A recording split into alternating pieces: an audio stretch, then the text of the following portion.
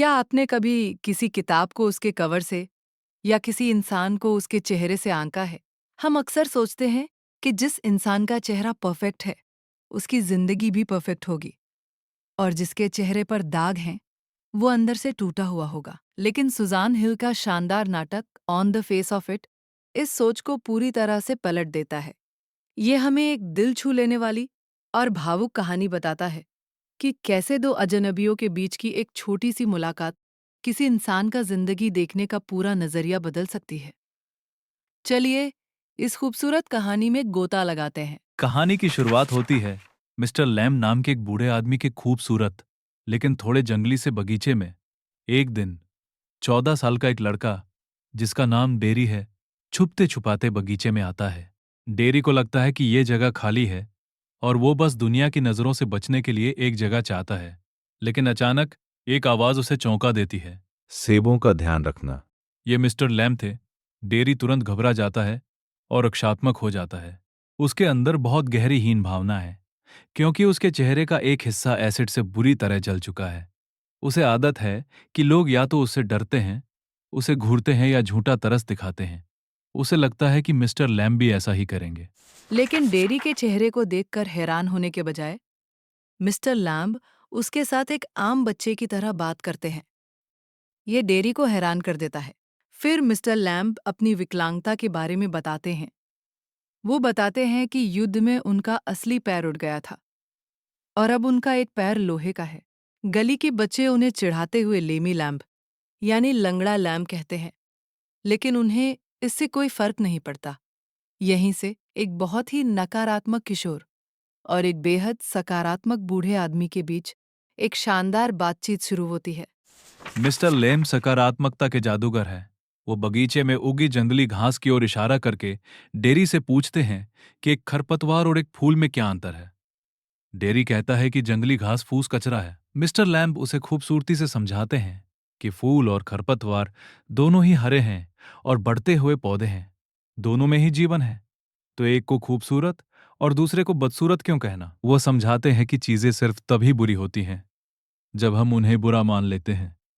Dairy बहस करता है और कहता है कि उसे लोगों के बीच जाना पसंद नहीं है, क्योंकि लोग उसके बारे में बहुत क्रूर बातें करते हैं। वो बताता है कि एक बार एक औरत ने उसे देखकर फुसफुसाते हुए कहा था कि ये चेहरा इतना भयानक है कि सिर्फ एक माँ ही इससे प्यार कर सकती है।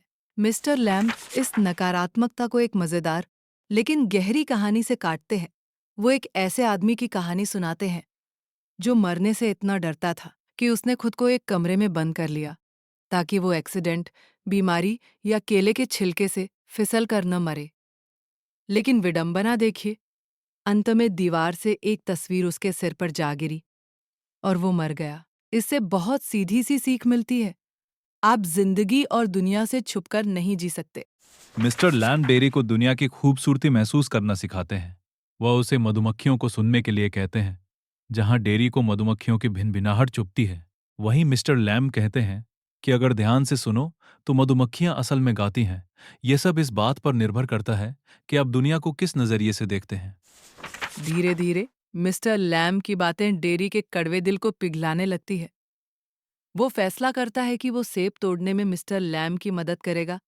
वो अपनी माँ को बताने के लिए भागकर घर जाता है। इस बीच मिस्टर लैम्ब ये मान लेते हैं कि डेरी अब वापस नहीं आएगा, बिल्कुल बाकी लोगों की तरह।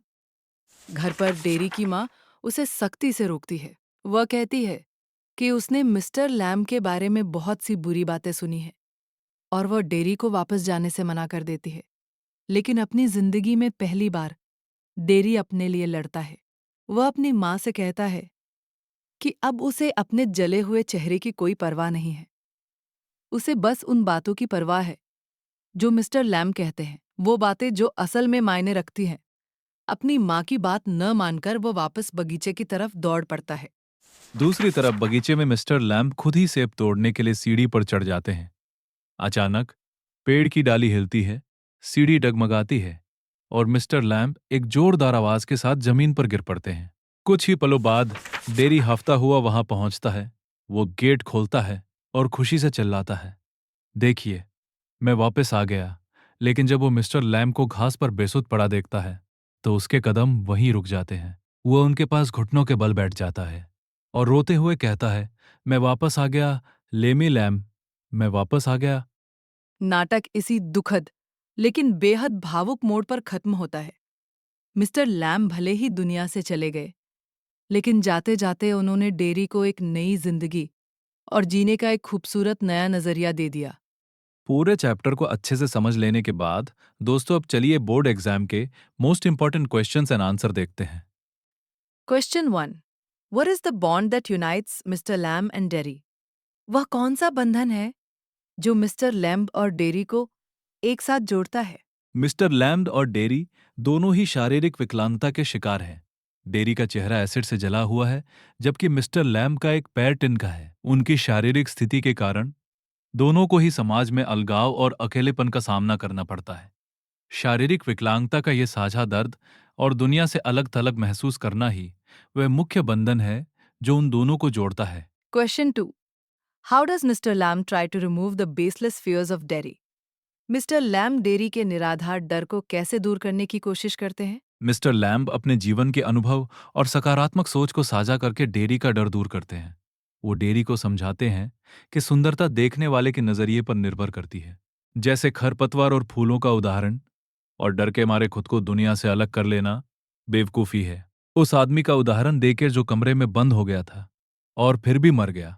वो डेरी को लोगों की नकारात्मक बातों पर ध्यान देने के बजाय सुनने, देखने और दुनिया की खूबसूरती पर ध्यान देने के लिए प्रेरित करते हैं। Question 3. Why does Derry's mother oppose his going back to Mr. Lamb? Dairy की माँ उसके मिस्टर लैम्ब के पास वापस जाने का विरोध क्यों करती है? डेरी की माँ उसे लेकर बहुत ज्यादा सुरक्षात्मक है। वे हाल ही में उस इलाके में रहने आए हैं, लेकिन उसने पहले ही मिस्टर लेम के बारे में कई नकारात्मक अफवाहें और चेतावनियां सुन रखी हैं। वो नहीं चाहती कि उसका भावनात्मक रूप से कमजोर बेटा बिना पर्दों वाले एक बड़े से घर में अकेले रहने वाले एक अजीब बूढ़े आदमी के पास जाए, इसलिए वो उसे वापस जाने से सख्ती से मना करती है। Question 4. It ate my face up. It ate me up. Explain the significance of this statement by Derry. इसने मेरे चेहरे को खा लिया, इसने मुझे खा लिया। डेरी के इस कथन का क्या महत्व है? ये वाक्य डेरी के गहरे मानसिक आघात को उजागर करता है। एसिड में केवल शारीरिक रूप से उसका चेहरा ही नहीं जलाया था, बल्कि उसने डेरी के आत्मसम्मान, उसके आत्मविश्वास और उसकी असली पहचान को भी नष्ट कर दिया था। अपने बिगड़े हुए चेहरे के कारण वो एक कड़वा और निराशावादी इंसान बन गया था। एसिड ने उसकी अंदरूनी खुशी छीन ली थी और उसे एक ऐसा डरा हुआ लड़का बना दिया था जो पूरी दुनिया से नफरत करने लगा था। तो दोस्तों, वीडियो पसंद आई हो तो इस वीडियो को लाइक कीजिए। इस स्लाइड की पीडीएफ पाने के लिए हमारे टेलीग्राम को ज्वाइन कीजिए। अगर आपको कुछ पूछना हो तो नीचे कमेंट कीजिए और इस चैनल को सब्सक्राइब कर लीजिए, क्योंकि आपके सभी सब्जेक्ट के सभी चैप्टर्स की वीडियो आगे आने वाली है, जो आपके एग्जाम के लिए बहुत महत्वपूर्ण रहेगा। मैं आशा करती हूँ कि आप हमारे NCERT 5 चैनल से पढ़कर अपनी क्लास में टॉप करेंगे। धन्यवाद।